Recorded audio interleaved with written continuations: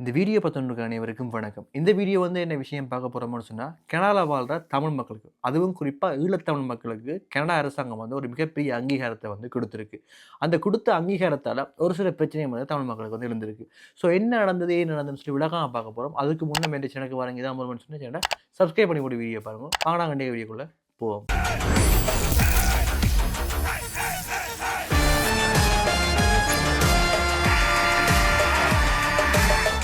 இந்த வீடியோவில் நான் சொல்ல வர விஷயம் முழுசாக விளங்கணும்னு சொன்னால் நாங்கள் ஒரு சில வருடங்கள் பின்னோக்கி செல்ல வேண்டியிருக்கு. அதாவது 2009ஆம் ஆண்டு இலங்கையில் நடைபெற்ற போர் முடிவுற்றுன்னு சொல்லி எல்லாருக்குமே தெரியும்.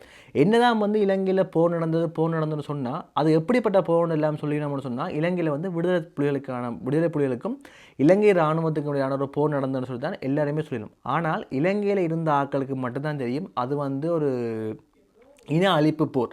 அதுவும் குறிப்பாக ஈழத்தமிழ் மக்களை அழித்தொழியணும் என்று சொல்லிய நோக்கத்தில் இலங்கை இராணுவம் செஞ்ச இன அழிப்பு போர்னு சொல்லி அங்கே இருந்த ஈழத்தமிழ் மக்களுக்கு மட்டும்தான் தெரியும். இப்போ ஒரு கொஞ்ச காலமாக தான் சரி மற்ற நாடுகள் கதைக்க வலிக்கிட்டு இருக்கு. இலங்கையில் நடந்தது இன அழிப்பு போர் தான் சொல்லி வேறு நாடுகளும் சரி சோஷியல் மீடியாவிலும் சரி கதைக்க வலிக்கிட்டு அது இப்போ ஒரு பேசுபொருளாக மாறிக்கணும்.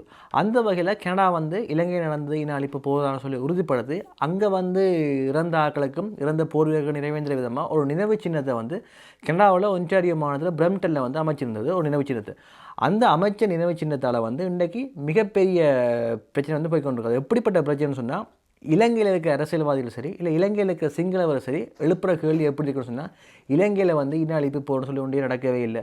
அதுக்கேன் கனடா அப்படி தேவையில்லாமல் ஒரு சின்ன விஷயத்தை உருவாக்கியிருக்கணும். குறிப்பாக இலங்கை அரசியல்வாதிகளுக்கு எடுத்துக்கிற கேள்வி எப்படி இருக்குன்னு சொன்னால் விடுதலை புலிகள் என்று சொல்கிறது ஒரு தீவிரவாத இயக்கம் தான். அந்த தீவிரவாத இயக்கத்தை நாங்கள் அழிச்சொழித்து நாட்டை அமைதியாக வச்சுருக்கோம். கனடா அரசாங்கம் இப்போ திருப்பி அதை கிண்டுற மாதிரி நினைவு சின்னத்தை பிரம்டனில் அமைச்சு திருப்பி ஒரு வன்முறையை வெடிக்க வைக்க போகுதுன்னு சொல்லி ஒரு சில கருத்துக்கள் சொல்ல வச்சுருக்கிறோம். அது மட்டும் இல்லாமல் முந்தினா பார்த்தீங்கன்னு சொன்னால் மே 18. ஸோ மே 18 சொன்னால் எல்லாருக்குமே தெரியும் இந்த ஒரு முள்ளிவாய்க்கால் தினத்தை அனுட்டிக்க நாள் தான் மே 18.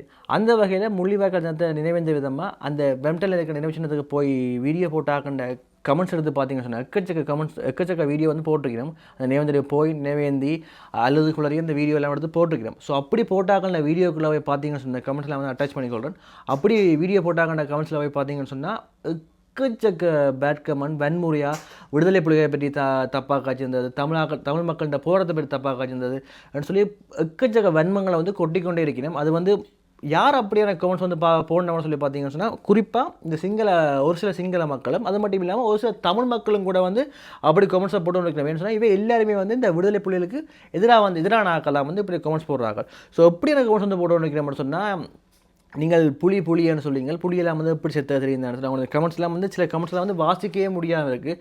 தலைவட்ட படத்தை போட்டு கேவலமாலாம் போட்டு பயங்கரமாக எல்லாம் கழுவி ஊற்றி கொண்டிருக்காங்க. ஸோ என்னதான் இப்படி தமிழ் மக்கள் மீது வன்மம்னு சொல்லி எனக்கு கண்டா விளங்கல. நாங்கள் அங்கே எங்களோட உறவுகளை இறந்து போன உறவுகள் நினைவு நாளத்தை அடிச்சு கொண்டிருக்கிறோம்.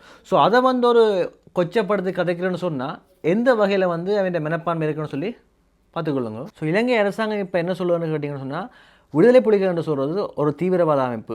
அந்த தீவிரவாத அமைப்பை நாங்கள் அழித்தொழித்து இலங்கையில் அமைதியை நிலைநாட்டியிருக்கிறோம். அது மட்டும் இல்லாமல் இலங்கையில் இன அழிப்பு போர்னு சொல்கிறது நடக்கவே இல்லை என்று சொல்லி ஒரு விஷயத்தான் சொல்லுது. இதை பார்த்து இந்த கனடா பிரதமர் மார்கானி ஒரு முக்கியமான அறிக்கையை வெளியிட்டிருக்கார். அவர் வெளியிட்ட அறிக்கையில் ஈழத்தமிழ் மக்களுக்கு நிறைய ஆதரவு தெரிவிச்சுக்கார். அப்படி அறிக்கையில் என்ன சொல்லிக்கான்னு சொல்லி கேட்டிங்கன்னு சொன்னால் இலங்கையில் நடந்தது இன அழிப்பு போர் என்று சொல்லி தான் நம்புவதாக சொல்லியிருக்கார். அது மட்டும் இல்லாமல் இலங்கையில் இன அழிப்பில் இறந்து போன மக்களை நினைவேந்திரதுக்கு கனடா எந்தவித தடயம் விதிக்காதுன்னு சொல்லியும் அதை அமைதியான முறையில் கனடாவில் எந்த மூலையிலும் அந்த இன அழிப்பு போராட்டத்தை நினைவேந்திரத்துக்கு இன அழிப்பு போராட்டத்தில் இறந்த ஆக்களை நினைவேந்திரத்துக்கு எந்தவித தடயம் கனடா கவர்மெண்ட் விதிக்காதுன்னு சொல்லியும் ஒரு விஷயம் சொல்லியிருக்கார்.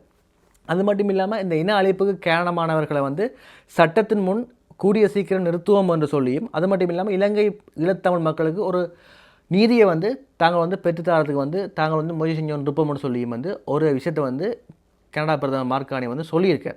ஸோ இதையெல்லாம் பார்த்தோன்னு இந்த இலங்கையின் முன்னாள் ஜனாதிபதி மஹிந்த ராஜபக்ஷ ஒரு மிகப்பெரிய ஒரு விஷயத்தை சொல்லியிருக்கார். மிகப்பெரிய ஒரு கண்டனத்தை இதுக்கு தெரிவிச்சிருக்கார்.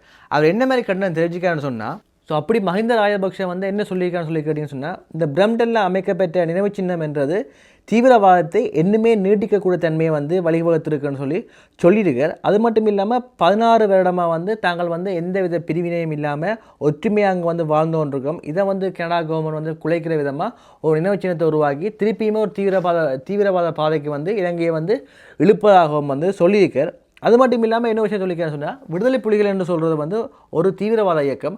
அந்த தீவிரவாத இயக்கத்தை தாங்கள் அழித்தொழித்ததாகவும் நாட்டுக்கு ஒரு சுதந்திரத்தை பெற்றி கொடுத்ததாகவும் ஒரு குடையின் கீழ் வந்து நாட்டை வந்து ஒழுங்கான மூல பயணிக்கிறதுக்கு வந்து தாங்கள் வந்து வழிவகுத்தன்னு சொல்லியும் வந்து சொல்லியிருக்கார். அது மட்டும் இல்லாமல் தமிழ் மக்களுக்கும் கூட நாங்கள் வந்து ஒரு நல் பாதையத்தான் வந்து காட்டி கொடுத்துருக்கோம். ஏன்னு சொன்னால், விடுதலை புலிகள் அமைப்புன்னு சொல்கிறது ஒரு தீவிரவாத அமைப்பு. அந்த தீவிரவாத அமைப்பால் வந்து தமிழ் மக்கள் வந்து பல்வேறு தமிழ் சிறுவர்கள் சரி இளைஞர்கள் சரி பல்வேறு பிரச்சனையை வந்து சந்திச்சு கொண்டு இருந்தவை. ஸோ அதையெல்லாம் அழித்து நாங்கள் வந்து ஒரு அமைதியான வாழ்க்கையை வந்து தமிழ் மக்களுக்கு வந்து காட்டி கொடுத்துருக்கோம்னு சொல்லியிருக்கார். அது மட்டும் இல்லாமல் 2005ஆம் ஆண்டு தான் ஜனாதிபதி ஆனதே விடுதலை புலிகளை அழித்தொழிக்கணும் என்று சொல்லியும் நாட்டை வந்து இலங்கை நாட்டை வந்து அமைதியாக வந்து கொண்டு போகணும் என்று சொல்லித்தான் தாம் வந்து ஜனாதிபதி ஆனவராம். ஸோ அதால் வந்து விடுதலை புலிகளை அழித்தொழித்து இலங்கையில் வாழ்கிற சிங்கள மக்களையும் தமிழ் மக்களையும் ஒன்றிணைந்து ஒரு குடையின் கீழ் வந்து ஒழுங்காக்கி தான் வந்து ஆட்சி செய்வேன் என்று சொல்லித்தான் ஒரு சபதம் எடுத்து 2005ஆம் ஆண்டு ஆட்சிக்கு ஏறி விடுதலை புலிகளை வந்து அழிச்சவன்னு சொல்லியும் வந்து சொல்லியிருக்கார். அவர் திருப்பி இந்த விஷயம் சொல்கிற விஷயம் என்னென்னு சொன்னால், விடுதலை புலிகள் என்று சொல்கிறது பயங்கரவாத அமைப்பு, விடுதலை புலிகள் என்று சொல்கிறது வந்து ஒரு தீவிரவாத அமைப்பு. அந்த தீவிரவாத அமைப்பை தான் வந்து அழித்து இலங்கைக்கு வந்து சுதந்திரம் தான் பெற்று கொடுத்தான்னு சொல்லி திருப்பி அந்த விஷயத்தை வந்து சொல்லிக்கொண்டே இருக்கிறார். அது மட்டும் இல்லாமல் இன்னொரு விஷயத்தையும் சொல்கிறேன்னு சொன்னால், இந்த விடுதலை புலிகளால் பார்த்தீங்கன்னு சொன்னால் தமிழ் மக்கள் பல்வேறுபட்ட பிரச்சனை எதிர்நோக்கமையாம். அதில் மிக முக்கியமான பிரச்சனை என்ன சொல்லி பார்த்தீங்கன்னு சொன்னாவாம், இந்த விடுதலை புலிகள் கட்டுப்பாட்டில் இருந்த பிரதேசத்தில் வந்து விடுதலை புலிகள் நீர் விநியோகத்தை வந்து துண்டித்து தமிழ் மக்களை வந்து சித்திரவதை பண்ணவையாம். அந்த சித்திரவதையில் எல்லாம் இருந்து விடுதலை புலிகளை அழிச்சு எடுத்து தானாக வந்து தமிழ் மக்களை மீட்டெடுத்து வராமன்னு சொல்லியும் வந்து மஹிந்த ராஜபக்ஷ தன் அறிக்கையில் வந்து சொல்லியிருக்கார். இந்த அறிக்கையெல்லாம் பார்த்தா எல்லாருக்கும் தெரியும் என்ன ஒரு கம்பி கட்டுற கதைன்னு சொல்லி, எவ்வளோ ஒரு கீழ்த்தனமான கதை, எவ்வளோ ஒரு மிக மிக மிக ஒரு பொய்யான கதையை வந்து எப்படி சொல்லியிருக்கான்னு சொல்லி பாருங்க. விடுதலை புலிகள் இயக்கம்னு சொல்கிறது தமிழ் மக்களோட சுதந்திரத்துக்காண்டி போராடினது, தமிழ் மக்களோட உரிமைகளுக்காண்டி போராடினதுன்னு சொல்லி எல்லாருக்குமே தெரியும். இப்போ நடக்கிற விஷயங்கள்லாம் பார்த்தீங்கன்னு சொன்னால், விடுதலை புலிகளை வச்சு ஒரு அரசியல் தான் நடந்து கொண்டு இருக்கே தவிர தமிழ் மக்களுக்கு தீர்வு பெற்று தர மாதிரியோ இல்லை தமிழ் மக்களுக்கு ஒரு ஒரு உரிமைகளை பெற்று தர மாதிரியோ ஒன்றுமே இல்லை. எல்லாருமே வச்சு இந்த தமிழ் மக்களையும் வச்சு, அது மட்டும் இல்லாமல் இந்த விடுதலை புலிகளையும் வச்சு ஒரு அரசியல் விளையாட்டு தான் வந்து நடத்தி கொண்டிருக்கணும். ஸோ இப்படியான விஷயங்கள்லாம் பார்க்க போனோம், சோஷியல் மீடியாவில் பண்ணுற கமெண்ட்ஸ், இந்த சிங்கள அரசியல்வாதிகள் சொல்கிற விஷயங்கள்லாம் பார்க்க போனோம்னு சொன்னால், உண்மையாகவே இந்த விடுதலை புலிகளில் இருந்து போராடி உயிர்நீத்த ஆக்கண்ட ஒரு இறப்புக்கே வந்து ஒரு மரியாதை இல்லாமல் போச்சு. அந்த வகையில் வந்து ஒரு கேவலமான செயலை வந்து எங்கள் நாடுகளில் வந்து இப்போ வந்து செஞ்சு கொண்டிருக்கு. ஸோ என்னை பொறுத்த வரைக்கும் ஒரே விஷயம் தான் நம்ம சொல்லுவோம். என்னென்னு சொன்னால், ஒரு இனத்தின் எழுச்சிக்காண்டி, ஒரு இனத்தின் விடிவுக்காண்டி, ஒரு இனத்தின் சுதந்திரத்துக்காண்டி ஒரு ஆள் வந்து தன்னை இழந்து, தன் குடும்பத்தை இழந்து, தன் உறவினர் எல்லாரையும் இழந்து, தன் உயிரையும் கூட இன்றைக்கு இழந்திருக்கான்னு சொன்னால், அப்படிப்பட்ட தலைவன் உங்களை தமிழ்நாட்டை பிறந்ததுக்கு வந்து நாங்கள் வந்து உண்மையாகவே தலைவணங்கணும்.